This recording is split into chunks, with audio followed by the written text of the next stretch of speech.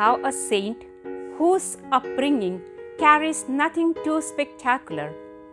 He was an ordinary boy, quite above the ordinary intellectually, a little below average personality, wise, though very likable and modest. His name is Saint Peter Claver. He was born in 1580 in Spain to Ana and Pedro Claver. You know where the parents of the saint schooled their 4 children? In the typical 16th century pious devotion, namely the family rosary, which was in fact the essential part of a family. The future apostle of the slaves was the youngest in his family. So, from the start, he knew only how to serve. Misfortune hit him hard and early. When he was only 13, his mother Anna died, and within the same month, his 20-year-old brother followed her to the grave. But since his parents had dedicated Peter at birth to the ecclesiastical state, this tragedy only strengthened the youth's conviction that he must not live for this world. At 14, he left home to pursue his vocation at the College of Barcelona.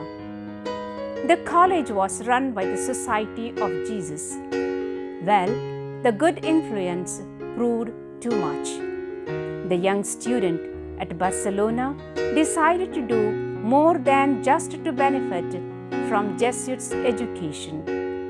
He informed his father of his intention to join the society.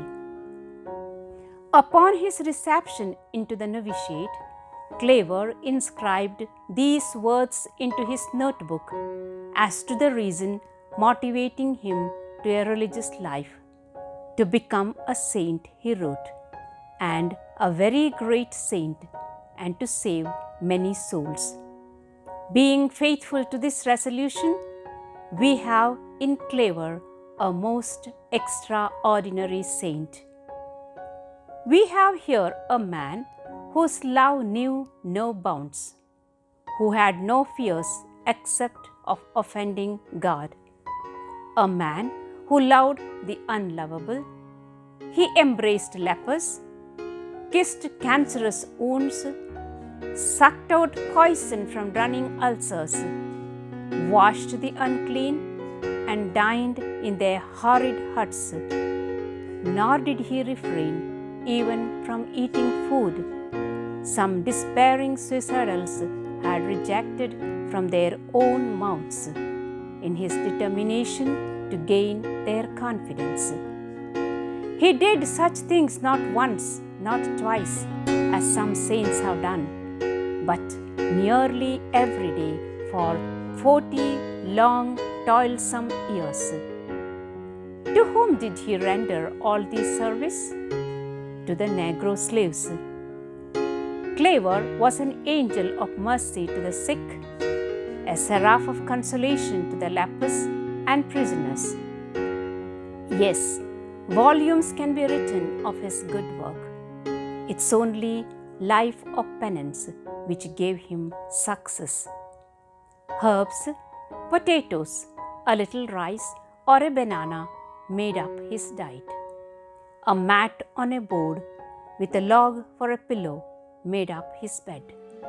Only 3 hours of the night were occupied in an attempt at rest. And then there were his penances. His penances clung to him like the skin to the bones.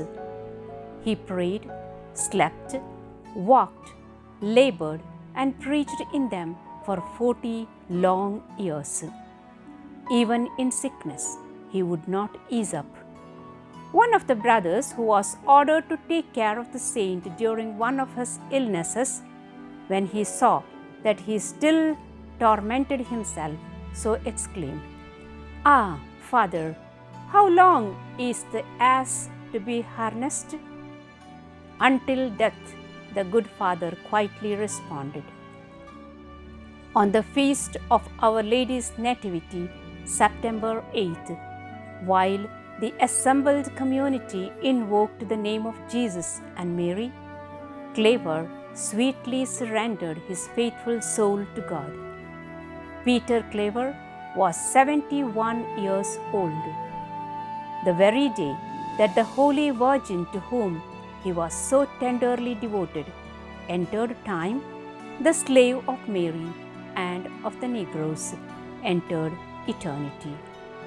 The city magistrates, who had previously considered him a nuisance for his persistent advocacy on behalf of the slaves, ordered a public funeral, and he was buried with pomp and ceremony.